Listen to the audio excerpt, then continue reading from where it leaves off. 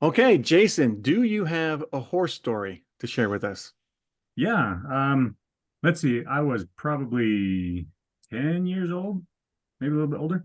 Um, I was living in a town in Utah, and my friend had a horse, and I would always pester and bug and ask his mom to let me go and ride the horse. Well, she finally gave in to my pestering. I'd never ridden a horse before, but she didn't really ask me that. So she tacked them all up and put the saddle on and put me on him. And then I rode around the field and didn't realize that as I'm riding this horse, it gets kind of bumpy. And my legs kept slapping the sides of this horse. And that's the signal, of course, you tell the horse to go faster. So this horse just kept going faster and faster and faster. And I was getting scared. Luckily, the mom saw and came running out and calmed the horse down. The horse was all getting pissed off. And yeah, so that's my horse story. Did you fall off the horse? No, thankfully, no, I didn't fall. Nice. Okay. Okay. So how old were you? 9, 10? So Around 10. there, yeah, Yeah. Okay. Hmm. Same age as the kid in the movie. pretty much. Yeah. Okay. What was the horse's name? I have no idea. Bucephalus? Was it Bucephalus? The horse in the movie was Bucephalus. The Yeah. horse's name was I have no idea. That's a weird. It's a weird name. All right, Darin, do you have a horse story? I don't have a fantastic horse drive. I don't remember riding a horse, but so to get to our house and when you get off the freeway, we used to have to drive through past a pasture. There's a road that you could drive, but there was a pasture with like cows and horses and things like that. And the funniest thing was there was a white horse. We called it the ghost horse because we would be driving at night, right, through this weaving through this pasture, the road or whatever. And when we got to a particular spot, this ghost horse, this white horse, would always just all of a sudden stick its head out, like right when we were driving by, like clockwork, and it would always go ah. So it would scare us. It was like it figured out like how to scare people. It was like a show horse or something. Anyway, so that's the only real horse. We have a bunch of horses, and there was just a horse that just got a kick out of scaring people. So that's my big horse story. So yay, that's my That's So thing. you awesome. so you've never been on a horse. Not that I think maybe during some maybe youth activities we went riding on a horse, but nothing spectacular. Because I don't remember the feel of a saddle or anything like that. But I had to have done that at a certain point. But no big memories other than the horse trying to give us a heart attack. Yeah. What about Okay, you? well, I'm not sure if I've told you guys this before, but when I was about 9 or 10, I went on a vacation with my dad, and we were on this cruise, and it just so happened that there was a big accident, on the ship, and during the storm, I was flown overboard, and there was this, wild Arabian horse that went overboard with me, and he ended up saving my life, and I was stranded on this deserted island, and I remember like surviving on seaweed. And I fed the horse some seaweed, and we like bonded over this, and then like I was able to ride him, with my hair blowing in the wind and water splashing up, and it was so fun. And then these Italians rescued me and the horse as well, and I came back to the States. I was home for a while, and the horse ran away. That was really really depressing. I tried to find him, and this black man gave me some directions, and I ended up finding out that he was found by, of all people, a jockey. This who trained me to be a jockey. And then I rode the horse in the very first race ever, and I won. Isn't Okay. What? That isn't was isn't that the plot of the movie that we no just no watched? no that happened to me. That's my story. No, that's the plot of the Jason. Am I going crazy here? Like that's the plot of the Black Stallion, right? Yep, that's the Black Stein. I think Johnny was a little bit too into the movie or Just something. I trans could have sworn that was real. your your your dad's alive. Yeah. He I is. I just saw him. I just became friends with him on Facebook. He just requested Oh, my I friendship. gotta call my dad then. See you guys later.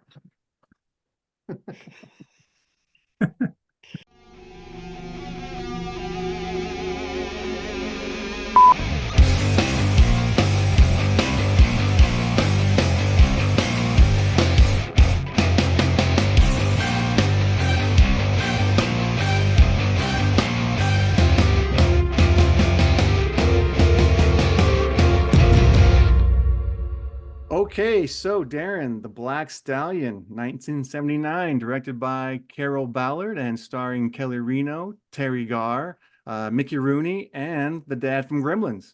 Hoyt And Axton. Yeah. and we He have a has special guest. he has a name, Johnny. Oh, well, that's how I know him, the dad from Gremlins. Okay.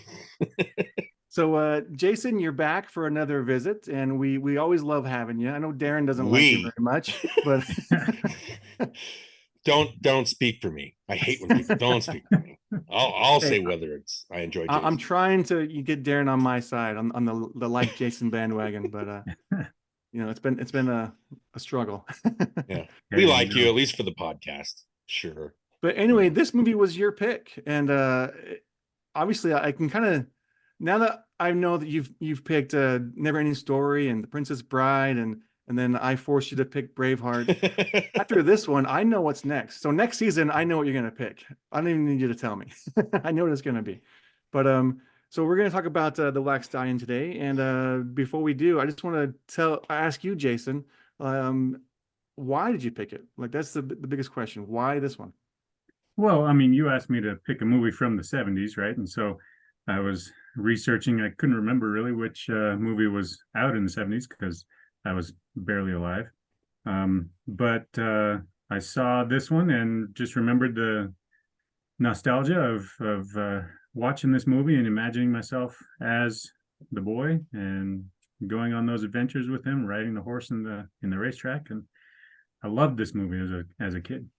Watching it now as an adult, I'm kind of like, were they boycotting words? I don't know. Interesting. So what's the thing you like the most about it? Yeah. Well, like I said, just pretty much the connection the boy had with the horse. Um, pretty much any boy of 9 or 10 years of age, right, would want to have that experience. Just like my horse story, I kept on pestering my mom or my friend's mom, and she finally let me get on this horse. And my story was not quite as adventurous as the Black Stallion movie, but I was as I was having that experience, I do remember thinking about the scenes on the beach when the boy was riding the horse and having all that fun. And I thought that I was having fun, but the horse was getting ticked off. And yeah. Well, we never know what horses are thinking. Do you know when you first saw it? Like, what was your experience when you first saw it? Were you at someone's house? Was it at home at a movie theater? Oh, I would imagine it was at home. I have no idea how old I was when I first saw it, because it came out when I was maybe a year and a half old or 2 years old, but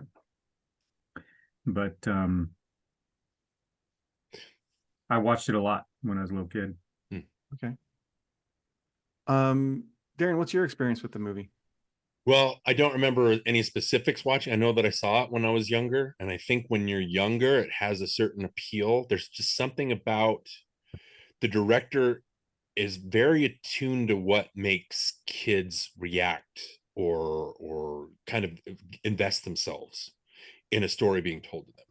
And I think there's something very mythic, something very primal about the way that it's shot, especially when they're on the beach. It gets a little more conventional for the last third or the final act, I guess you could say, but especially those things that it pulls you in. I remember like just thinking it was beautiful, and then watching it again. I think that was I've seen it maybe 2-3 times, so the third time was last night, and there were at least a dozen times when I yelped because some of the shots, again, it's Caleb Deschanel who did like The Natural and The Right Stuff and a bunch of just gorgeous. The Patriot, he just did that, which is not a good movie, but it's a very well shot movie.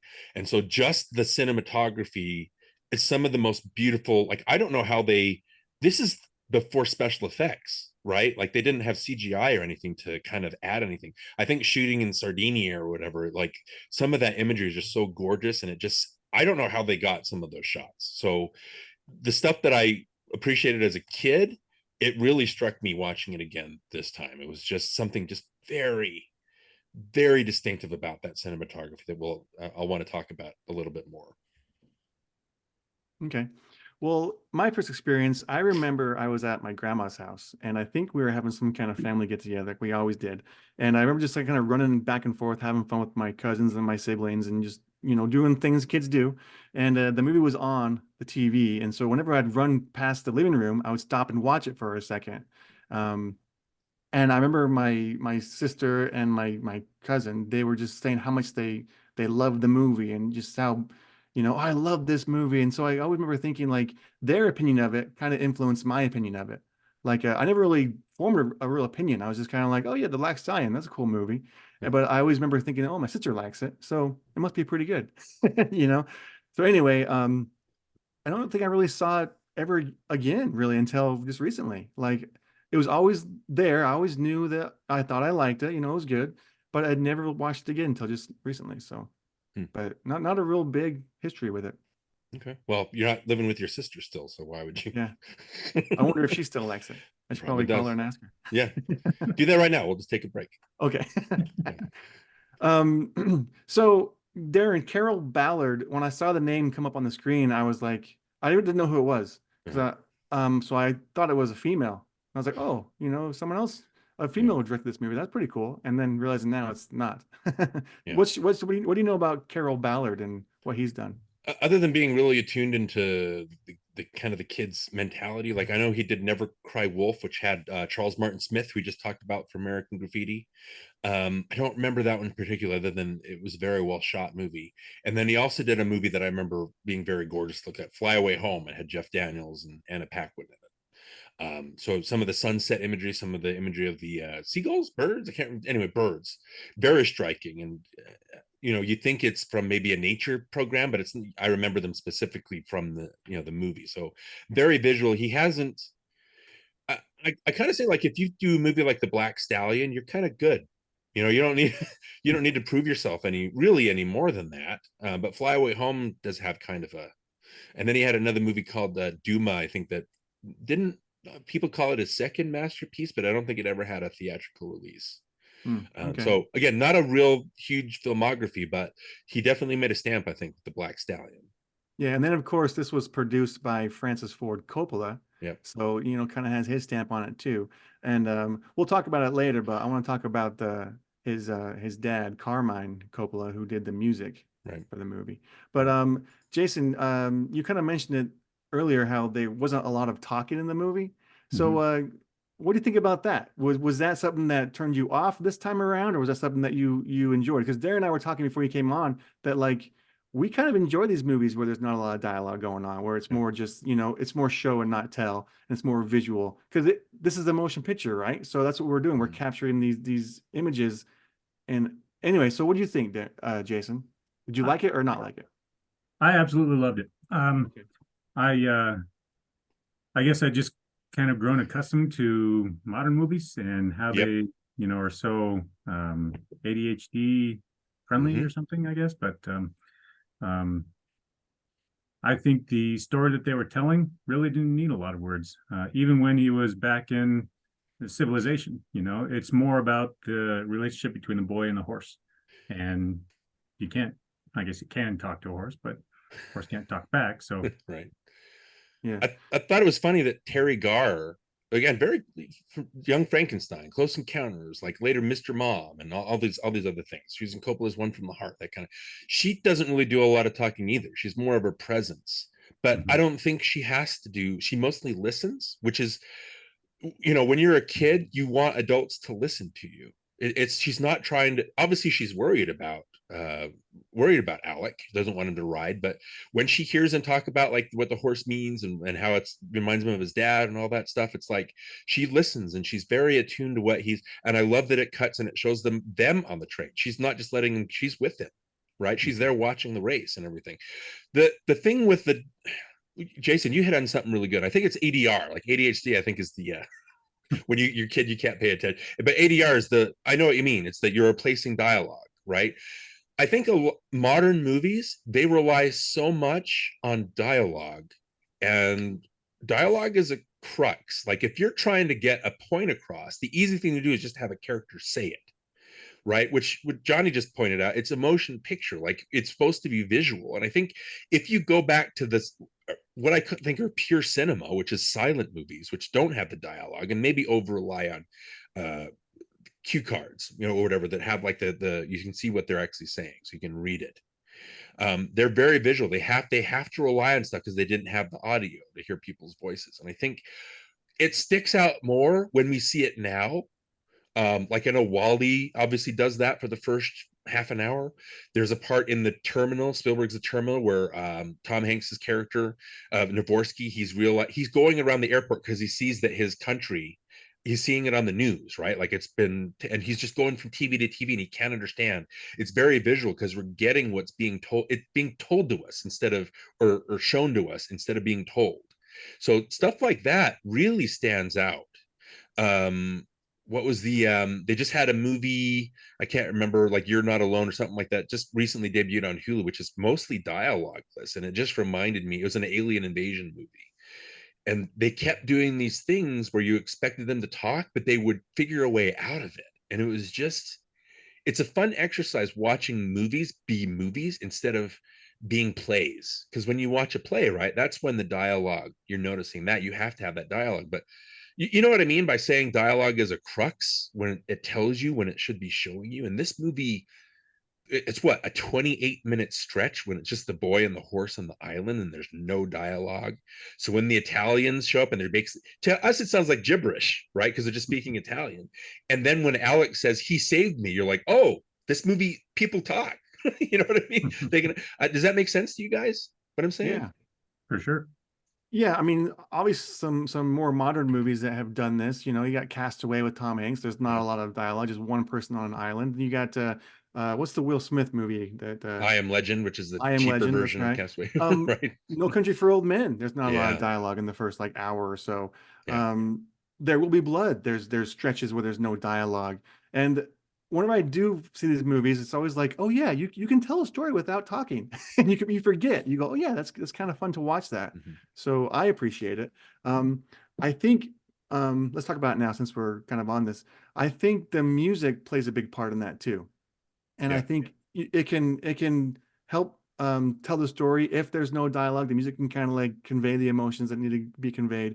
Um, this one, I didn't think the music was bad. I just didn't think it had like a cohesive, like it didn't all fit together. Like I felt like he had these moments where sometimes it was just piano playing, sometimes it was just guitar playing. There was this moment where it was like a hoedown banjo kind of sound going on, and sometimes it was like just bongos, very percussive stuff happening. Yeah. And Yeah. it was like where, like I wouldn't mind those being separated like that and doing it like that if it had like a cohesive like theme there, but there was no really a theme. I couldn't pick it up on it. I was like, Mhm. is there like a Black Stallion theme?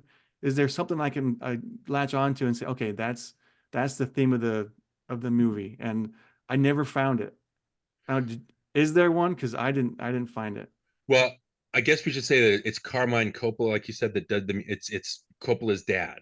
Yeah, He did, we did talk about The Godfather. He wrote the incidental, like the source music, like at the wedding, like all that music that's in the background. He wrote that, but he did not, that's Nino Rota that wrote like the actual themes. You're right though, there's no actual Black Stallion theme. I did like the bongos and the percussive stuff because, like I said, it felt very tribal and very primal, and it helped you along. It just felt very, crescendos and stuff like that. It was very lyrical, a beautiful score. But you're right, it's like I don't know if there was a cohesive kind of idea to it. It was just everything like in the moment, which works, I guess you could say, which is effective, but yeah. not It seemed something. like he just composed something for each scene. Okay, this scene needs something. Okay, let's do this. Okay, let's Yeah. do that. And it was like that's fine, that's all good and everything, but just try to make it Right. come together in some way. But Jason, what's your thoughts on the music? Did you I notice was the just going music to at ask, all? did you feel like it didn't come together that way? I didn't feel it did. Okay. I feel like it was disjointed and kind of jarring when it would change something else. When it would change to like the banjo, I'd go, "Oh, what the heck, banjo now?" Yeah. And then I'd hear like something else and then be like, "What are we doing here? Is there going to be like you know, I don't know. I guess I'm just used to the music making more sense than it did." Mhm. Yeah. I felt like it fit, the story that they're telling. The music did very nicely. Just like Darin was saying, it's kind of elemental and primal. And the story that they were telling is simple, elemental and primal. Yeah. The relationships that this boy has with his dad, with his mom, with this horse, with his trainer. I was just going to say a little bit ago that that's also what all the dialogue that there is in the movie was kind of focused on his relationships with different people, different characters, and I felt like, go ahead, sorry. No. With the music though, this isn't a Lady Hawk situation, right, Jonny? It's not like the music is so jarring that it doesn't. I think every music suits the scene, but you're right. There's no overarching like kind of connective. Maybe there is, and we just didn't hear it. But like watching it, I was mostly watching it and soaking it in. Maybe I have to listen to the music score again. But like, there's nothing really like underlying theme tying it, and that's fine. Jason, you pointed out a good thing. There are basically three main characters that he deals with, right? He deals with his dad. There's four. So he deals with his dad, he deals with the horse, he deals with his mom, and then he deals with the Rooney character. What's the Rooney character's name? I don't want to keep calling him Rooney. Henry Daly.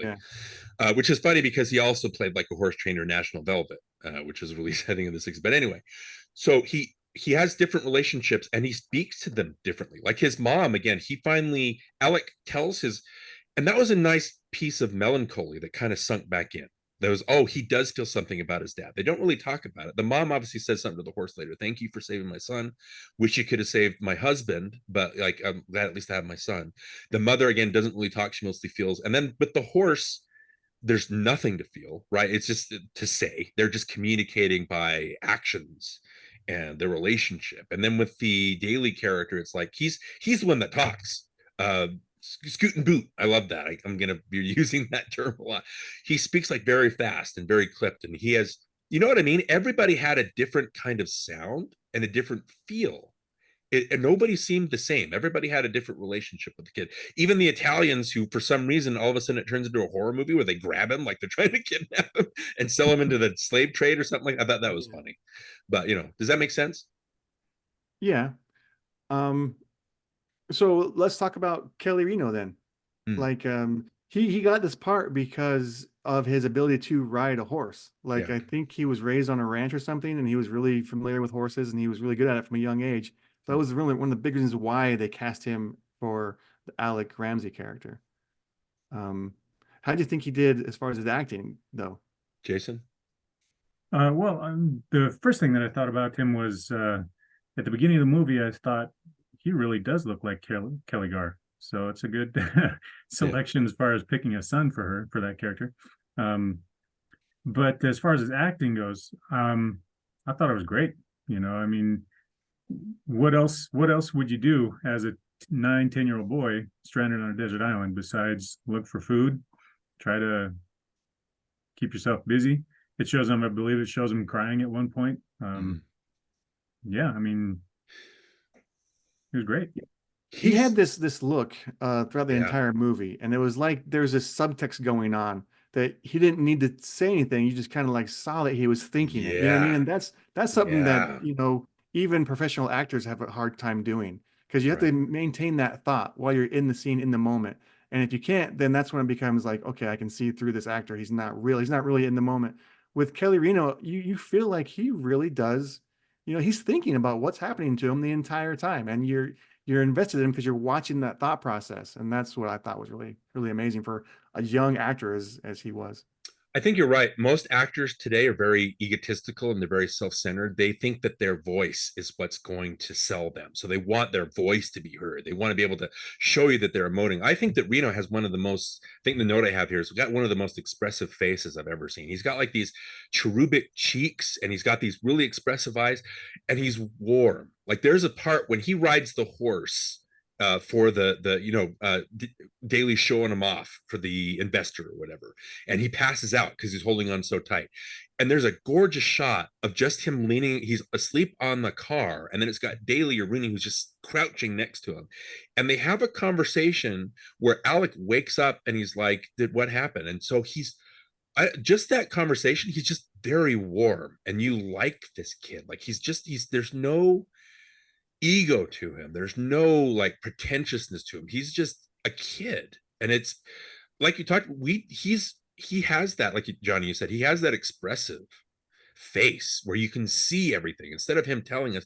But again, with the Daly character, he talks to him. He's very like, tell me about the jockeys, tell me about the horse. With his dad, he's very quiet, listening to his dad talk about the, you know, the horse and everything. The what was it?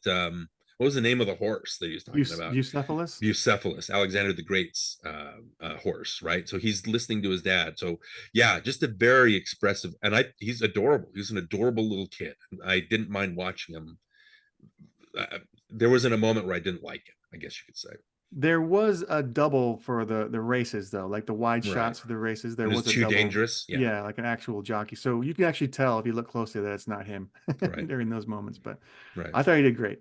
Funny thing is, he didn't do much more after this. Like he did Yeah. Black Stallion 2 and then some other things. Right. But then I guess he got in an accident with a semi truck hit him, and then he Oh. it kind of like retired his acting career, and now Oh. he's a semi truck driver.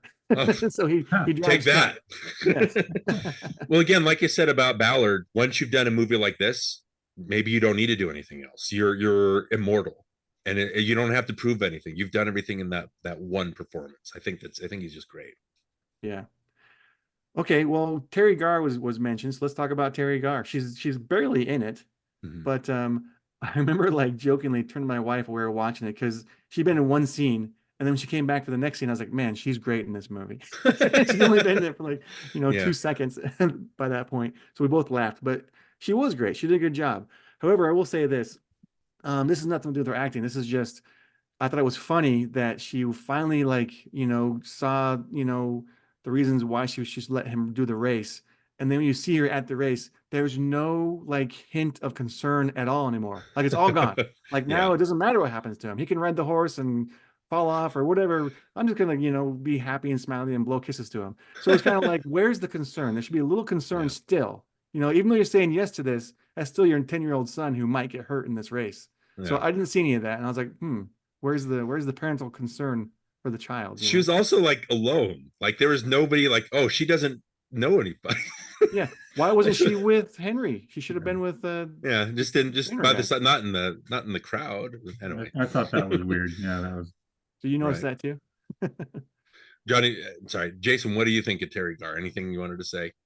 I mean, kind of the same thing with the boy character. She had very few lines, but what she did speak, you could see that she was feeling it and thinking it before she said the lines. And I like that about her. You could see the concern of the mother when she finds out that her son is trying to train as a jockey, and and I felt like she did a really good job expressing that. Yeah. She obviously Spielberg relied on her a lot. Coppola relied on her a lot. She's a beautiful actress, and she's very warm and I don't know, charismatic. I guess you could say. Just the camera loves her. She's got a very lovable face, and so just her there, like you said, Jonny. Even her as a presence, it works for the movie, and it makes an impression. And like I said, she listens to him. Like obviously she does nothing. The only thing I think that she does besides obviously no concern out of the ordinary is they don't cut back when he's lost Black and he's looking for him all over the city and he's sleeping in the street and things like that. Like you never get any scene. Like was she looking for him? Was she just like, well, he survived himself on a stranded island, so I guess I don't have to worry about that kind of thing. That was the only.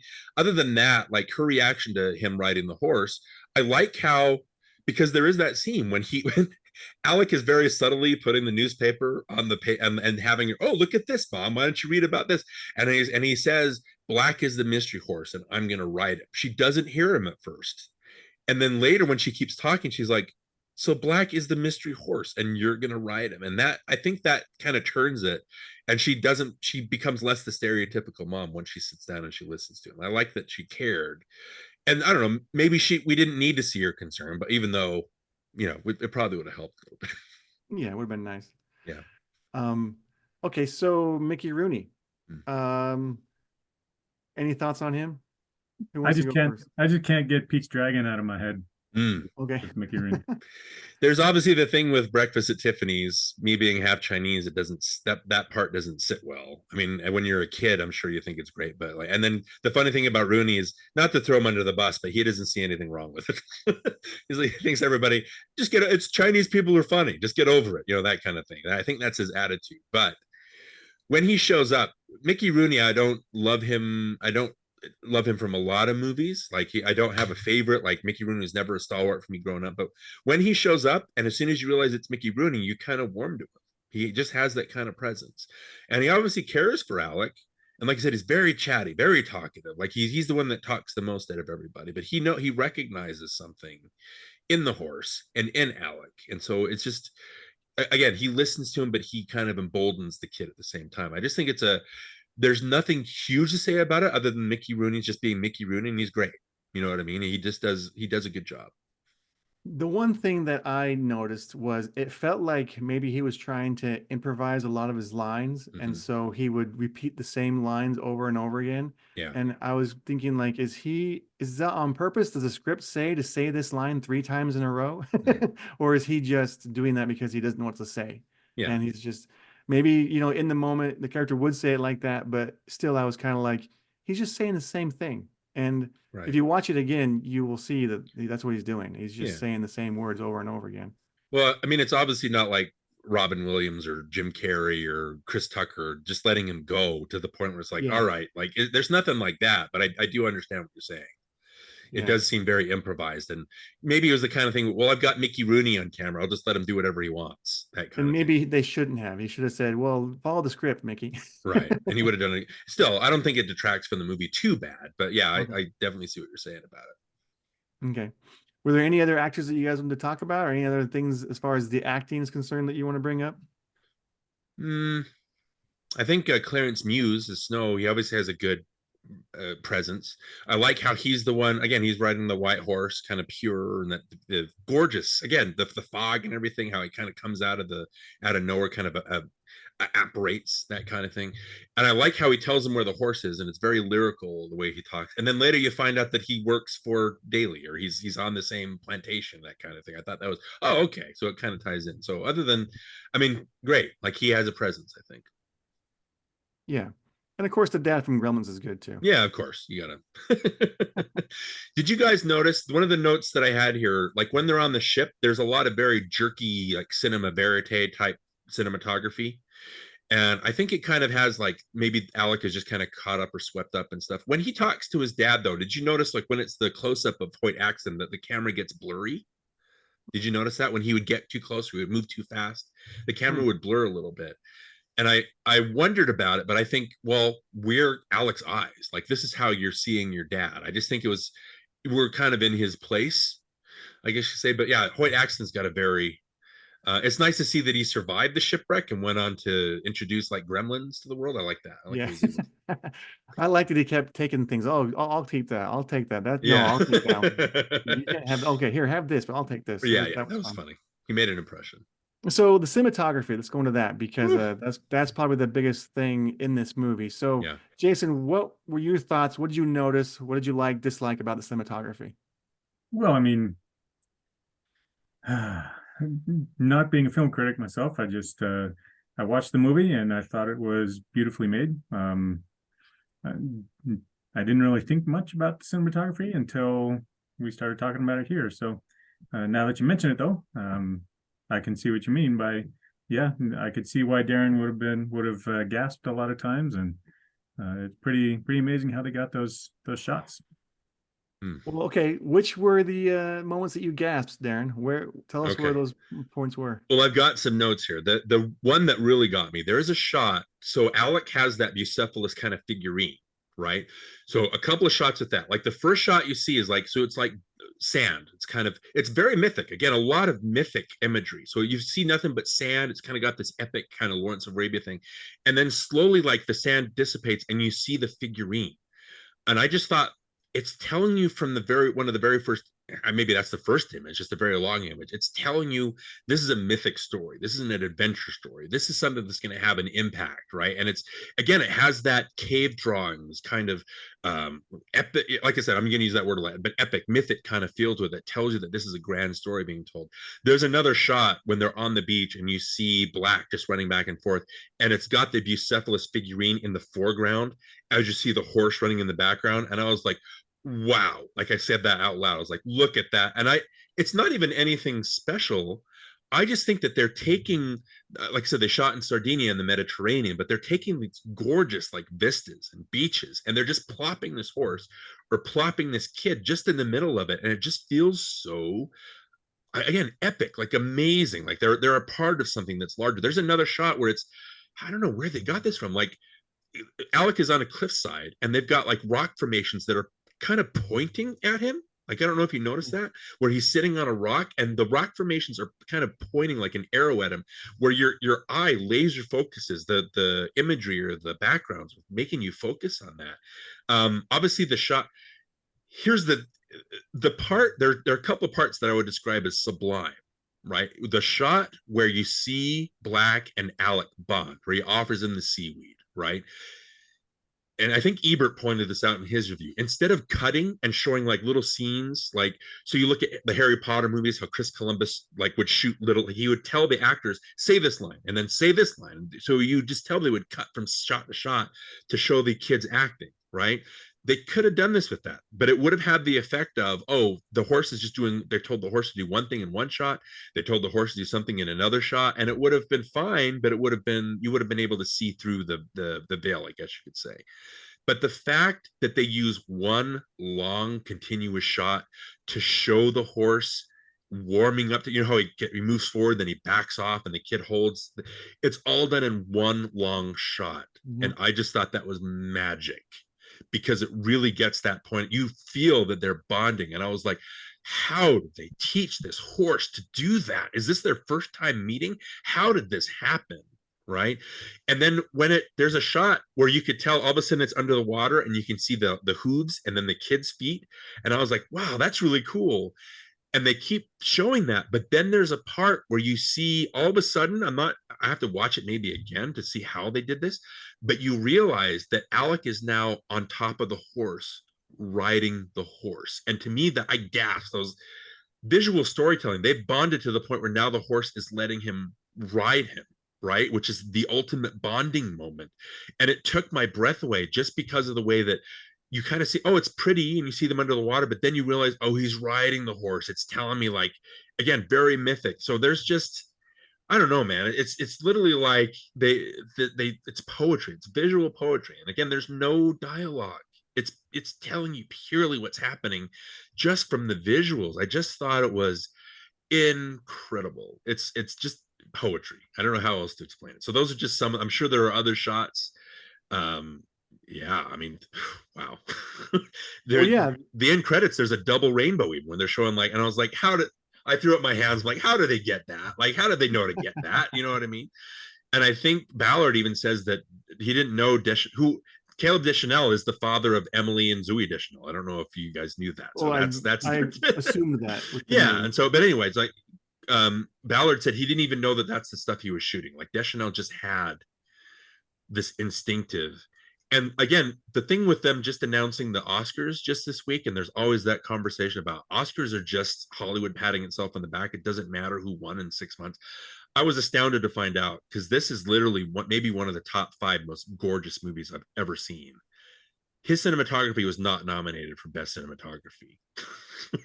And to me, it's like, number one, wow, why? And number two, it's like, well, you don't need a cinematography nomination. You don't need an Oscar nomination to have this kind of impact, right? I mean, it's just, I don't know if there's another movie in 79 that would have stuck out like that. Maybe Apocalypse Now, but yeah, still just gorgeous. Well, you mentioned the shot with the feet underwater and the hooves and everything, and that was the one shot that stood out in my mind. Like, I remember seeing that part as a little kid and liking that part. And when I saw it again, I was like, oh yeah, I remember this part. And again, that was amazing to watch him kind of like they're kind of doing a little dance, they're doing a little ballet together, and then like it turns into he's jumping on top of the horse and they're riding down the beach. It was awesome. I loved that. Well, when we put this on last night, my daughter and my wife watched it with me, and my wife had seen it before, and I was like, have you seen the Black Stallion? And she's like, yeah, I think so. Isn't there a part where the horse dances on the water? So even she, Yeah. I mean, again, the visuals really stick with you. And even so later with the music, I know the music, we talked about that, it doesn't really hit. There's at least a couple parts where the audio just is like a cacophony of sound. The part where they're showing the horse off, and you hear the rain hitting the train, hitting the cars and stuff like that, right? You hear the stopwatches because they're timing it, and you hear the horse's hooves. And I think that scene goes on for 3 minutes, and just the way that the sound like just layers on top of each other, I was like, it sounds pretentious, but this is what cinema is. It's like it whisks you away and it envelops you, and it goes the same for the horse race at the end. One of the things that they did with the sound is they were able to get like a microphone underneath like the horse as it was riding, and so they were able to have that sound of the horse. I think anyway, so they were able to get like the sounds of that and hear its hoofbeats and hear its heartbeat and things like that. So again, just it whisks you away. And yeah, when they're showing off the horse for the first time and he's riding it in the dark in the rain, and I agree with you. I like that the sound is enhanced, and I think that's very effective. And the lighting is very dark, and it's kind of like that's how it was for the people watching them. It was dark out. They couldn't see the horse, but they were like, just waiting for this moment where they could like, find out how fast it was. And you're kind of with them in that moment. You're like, and you're hearing the hoofbeats, you're hearing the rain, and you're not really seeing it though. But then and I love that. And then that whole sequence is lit really darkly. And even though it might be maybe too dark for my liking, it was really, really effective.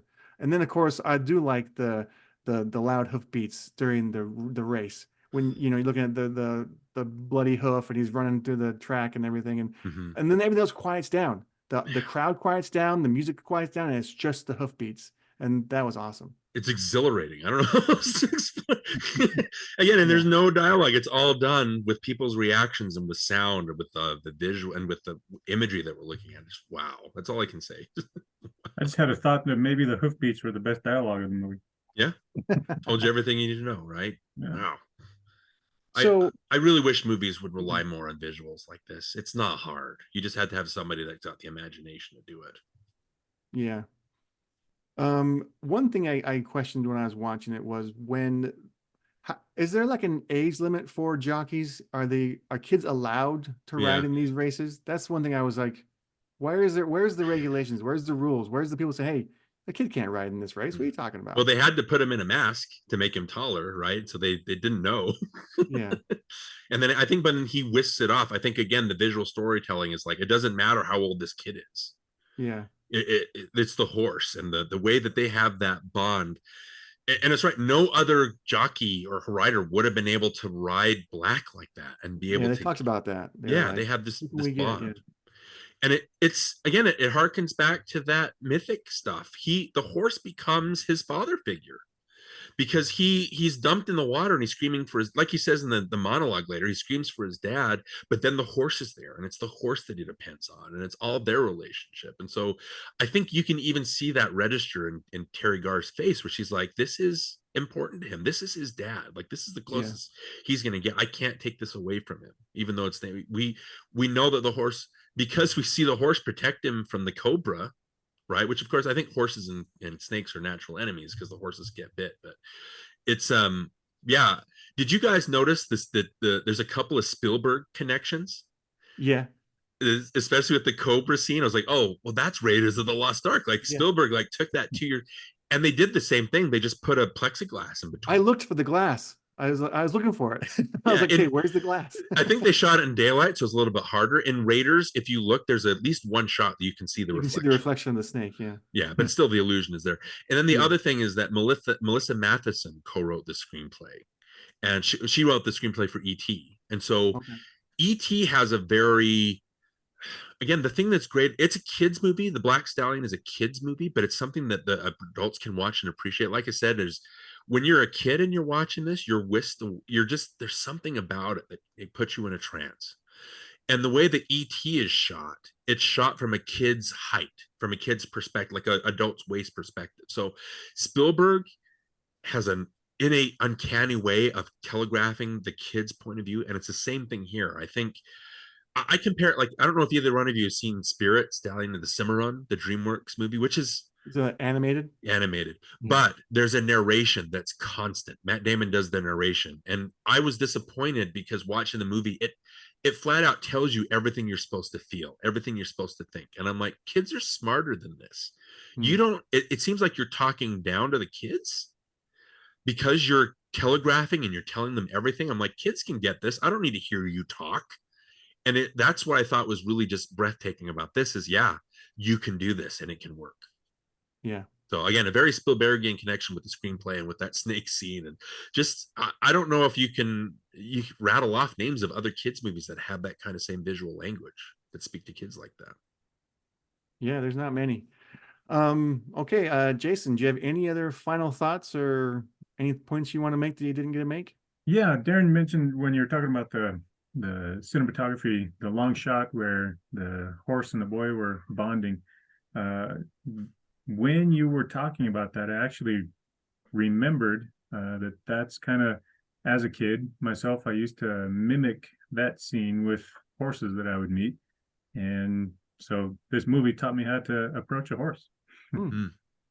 Well, Jonny, I usually tweet when we watch these movies. I tweet like, "Oh, we're now watching this," and is anybody a fan of this? And our friend Lindsay Washburn actually commented. She said that it's gorgeous, beautifully made, but it reminded her because when she would ride horses in like as a kid on her I think grandparents, like anyway, she would mimic the way that Alec kind of drops his hands from the reins, right, and rides the horse. And so just a very lovely, I love that it's able to speak to people like that, like again as a kid. And when you watch it as a kid, sometimes I guess the whole point of NostalgiaCast is sometimes it's different when you're an adult, and I think I appreciate it even more last night as opposed to when I was a kid and I saw this. I don't know if you guys feel that same way. I think I do too, because like I say, I was kind of distracted when I first saw it, but I was able to watch all the way through, and I really did appreciate a lot of what I saw.